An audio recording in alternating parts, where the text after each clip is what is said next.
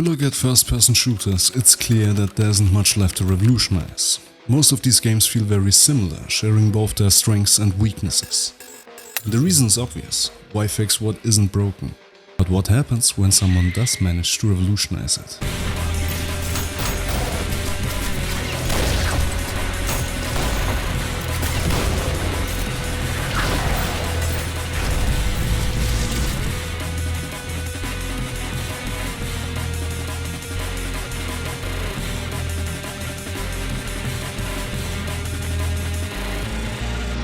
You get Ultra Kill, a game described as many things such as boomer shooter, action contributor, pleasure distributor.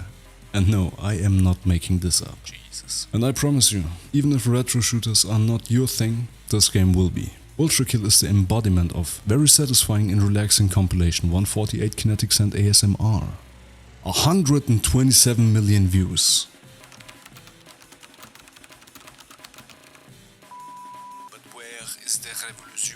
Partly up your ass, and partly in its very engaging game mechanics. This game controls stupidly well. Moving around feels like an extension of you instead of an input. You have your standard modern abilities like dashing, sliding and so on. But the difference here is that you can seamlessly chain every input together, creating an incomparable, fluid experience. This gives you a sense of power and control. Every sick move will feel amazing. Every mistake that happens will be your fault. A game where you have to become better, not your character. And you have to, because an aggressive playstyle is the only way to go.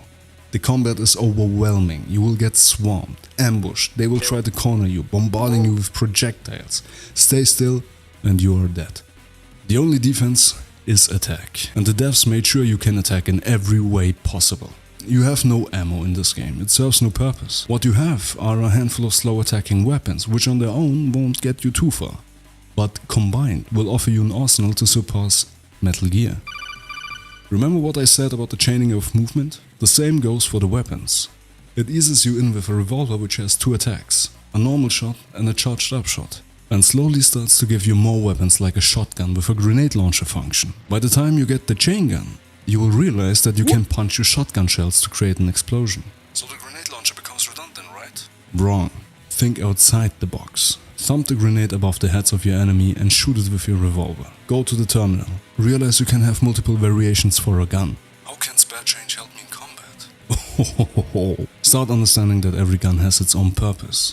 Be amazed by the railgun. What if I shoot a coin with it? What if I shoot multiple coins with it? Ride your rocket into battle. Unlock all variations. Become the bringer of death. I don't know, create a nuke. Oh, I get it, you can use the green railgun. Don't be ridiculous. What I am saying is that weapon switching will be crucial to... So it's a Doom Eternal clone. Shut your damn mouth, I wasn't finished. What sets Ultra Kill apart from the corpses this game stands upon, and Doom Eternal, is that the gunplay feels completely natural. You can Alec Baldwin your way through the game, no one's gonna stop you, no enemy requires a certain weapon to be killed. But why limit yourself to the 4-4 when you can kick in the door to Raise the War for more score? What score, you might ask? If I say combos, would you go shooter? Probably not, no. You will. You can't imagine how much you need that in your life. Let me introduce you to the Style Meter, a simple feature ripped from DMC with so much impact it will even make the devil cry. A little window which measures your brain activity in every fight. Fairly simple, no? The twist? Ultra Kill is more about style than efficiency. It will also affect your ranking after finishing each level. I could dive deeper into style ranks and their bonuses and how each way of killing an enemy awards you different points and so on, but to keep it simple, play with as many weapons and combos as possible and don't get hit. I know, shocking. But it's exactly this little feature which will encourage you to play more creatively. The better you perform, the more satisfying the feedback. The evil part? You also have a style meter. Use the same gun or technique too often and you will get less points for it, forcing you to experiment while adding depth to the gameplay. The best part, on the other hand, is the feedback in combat. Hitting a good combo, a critical area or multiple enemies at once will play a ping sound and everything comes to a stop. For a very short time. It fills you with anticipation and dopamine, because you know that What is going to happen will be just beautiful. Have a look for yourself.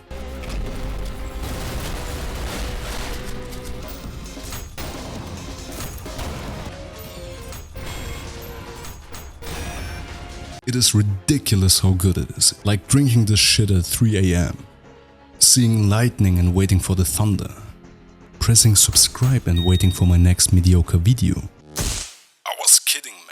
But why should you even care about reaching a certain rank or score? Well, if you are a perfectionist like me, good luck distancing yourself from the game. It's like cocaine. Damn it, Akita. The other reason would be to unlock the weapon variants and the secret levels to face. I won't spoil it for you, but I will show you this. I wasn't ready. Ultra Kill's difficulty is kinda odd. The first level will feature a boss fight, and Maurice isn't nice to outsiders. But every boss fight is just a warm-up, because as soon as you kill it, it will start appearing as a common enemy. Just know, no matter how hard the fight might be, the next level will throw a handful of them at you. Oh, that's just wrong. And brother, they hurt. Enemies hit really hard, so your HP will be a constant concern. Or would be. But since the devs removed ammo pickups to not slow down the combat, they had to remove health pickups too. So, where are the health pickups? Right there, putting up a fight. You heal through the blood of your enemies. This game is just no force, all action. Everything is designed to keep the flow going. Enemies hit hard, you will hit harder. Enemies will push you. You will close the gap faster. Enemies will throw shit at you. Blocking is for pussies, parry it and return to sender. You are in a constant tug of war. The boss fights will become increasingly more unfair. You will die a lot and the game will laugh in your face over and over again. But not even that will slow the action down, because as soon as you die you will spawn right back in. It is so goddamn addicting. It will be frustrating at first, but with each playthrough you will become more and more overpowered, not by gaining new abilities, but by understanding the game mechanics. I call it perfect game design, a game which makes you want to become better at it. To fully enjoy the game, you will have to spend some time with it, but that won't be a concern for multiple reasons. Your first playthrough will start slow and become increasingly faster with more weapons and an understanding of your abilities. The second playthrough will start with you probably owning all weapons and being able to dodge and parry really good. The third one will be even faster, and so on. But Ultra Kill does at no point lose its engagement or challenging behavior. You will find yourself dodging and dashing through arenas like a meth head on a rampage, dogfighting mind flayers, even doing business with the ferryman, but the smallest mistake will still be fatal, like it's your first time. Each level also features some secrets and a challenge you can complete. You will find a few minigames in there which are a nice change of pace. Fuck the puzzles, man. But I know how it is. You spend whopping $25 on a game and you want to squeeze every last drop out of it, right? You cheap. Welcome to the Cybergrind, the most fun hard mode since Black Fridays in a mall. I would happily shell out $25 just for this feature alone. A modular arena which spawns enemies endlessly, getting harder and harder with each wave.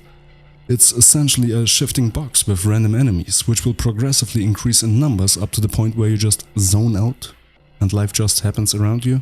When was the last time I called my friends? I should really fix my sleeping schedule.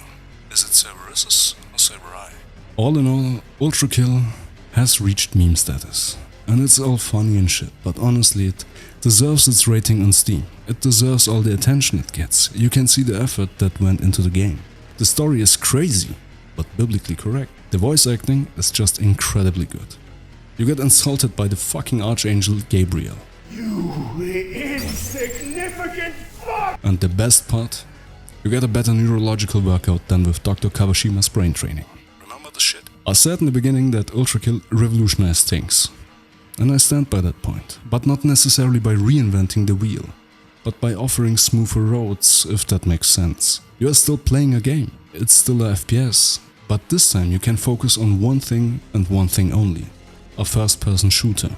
Everything is created and shaped so you never get out of shooting. Nothing to distract you, nothing to slow you down. Sure, some things need narration to fully grasp an artist's vision, but every once in a while it's really awesome to be your own director. To do stuff your way, to have fun how you intend to. But I dive deeper into this topic in my video about Cultic. And as always, thank you for your time.